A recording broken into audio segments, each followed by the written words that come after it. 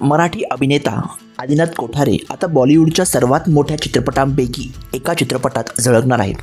नुकत्याच प्रदर्शित झालेल्या रामायणच्या ट्रेलरमध्ये त्याची झलक पाहायला मिळाली असून तो कोणती भूमिका साकारणार आहे हेही स्पष्ट झाले आहे.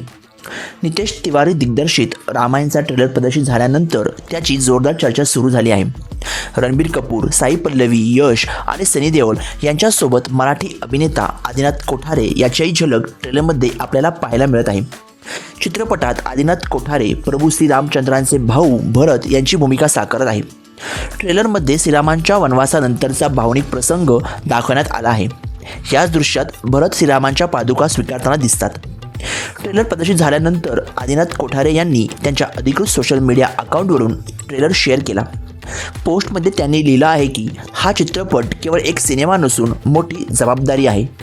भारतातील सर्वात महान महाकाव्य जगभर पोहोचवणाऱ्या या प्रवासाचा भाग होता आल्याबद्दल त्याचा मला खूप आनंद होत आहे. रामायणामध्ये भरत हे अत्यंत महत्त्वाचे पात्र आहे. श्रीराम वनवासात असताना भरत सिंहासन स्वीकारत नाहीत. ते श्रीरामांच्या पादुका सिंहासनावर ठेवून राज्यकारभार चालवतात. त्यामुळे या भूमिकेला कथेत विशेष महत्त्व आहे. मराठी अभिनेत्याला एवढ्या मोठ्या पॅन इंडिया चित्रपटात महत्त्वाची भूमिका मिळाल्याने चाहते देखील उत्सुक झाले आहेत. तुम्हाला रामायण ट्रेलरमधील आदिनाथ कोठारेची झलक कशी वाटली आम्हाला कमेंट करून नक्की सांगा. आणि अशाच मराठी मनोरंजन विश्वातील ताज्या अपडेट जाणून घेण्यासाठी आमच्या चॅनलला सबस्क्राईब करायला विसरू नका.